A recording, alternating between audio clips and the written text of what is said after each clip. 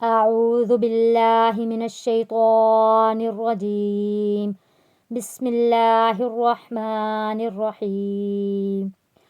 اللہ عز و جل ایسے شخص سے ناراض ہوتا ہے جو اس کی نافرمانی کرتا ہے، اس کی نعمتوں کی ناشکری کرتا ہے اور جان بوجھ کر ایسے اعمال کرتا ہے جو شریعت کے خلاف ہوں۔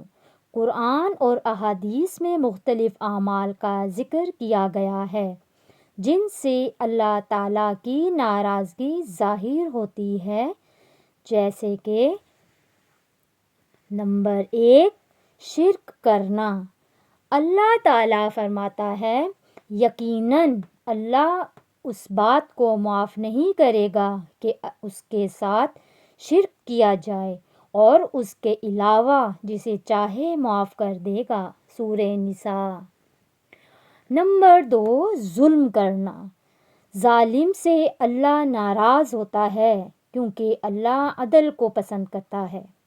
حدیث قدسی میں آیا ہے، اے میرے بندو، میں نے اپنے اوپر ظلم کو حرام کیا ہے اور تمہارے درمیان بھی ظلم کو حرام قرار دیا ہے، لہٰذا تم ایک دوسرے پر ظلم نہ کرو۔ مسلم۔ نمبر 3، ناشکری کرنا۔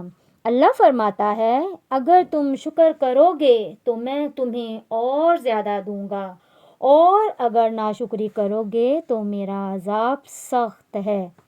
سورہ ابراہیم آیت نمبر 7۔ اللہ تعالی ہمیں شکر کرنے والوں میں سے بنائے، آمین۔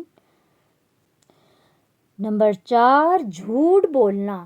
رسول اللہ صلی اللہ علیہ وآلہ وسلم نے فرمایا، جھوٹ گناہ کی طرف لے جاتا ہے اور گناہ جہنم کی طرف لے جاتا ہے۔ بخاری، مسلم۔ نمبر 5، حقوق العباد کی خلاف ورزی۔ دوسروں کے حقوق ادا نہ کرنا، دھوکہ دینا یا دوسروں کا حق مارنا اللہ کی ناراضگی کا سبب بنتا ہے۔ اس لیے ہم سب مسلمانوں کو چاہیے کہ ان کاموں سے بچیں۔ اللہ تعالیٰ ان اعمال سے بچنے اور اپنی رضا کے مطابق زندگی گزارنے کی توفیق عطا فرمائے، آمین۔ میرے جتنے بھی مسلمان بہن بھائی یہ ویڈیو دیکھ رہے ہیں، سب کہیں آمین ثم آمین یا رب العالمین۔ اللہ تعالی ہم سب مسلمانوں کو ہدایت کے راستے پہ چلنے کی توفیق عطا فرمائے۔ سب کا آمین کا کمنٹس ضرور آنا چاہیے۔ جتنے بھی مسلمان دیکھ رہے ہیں ان کا کمنٹس باکس میں آمین لکھا ہوا ضرور ہونا چاہیے۔ السلام علیکم۔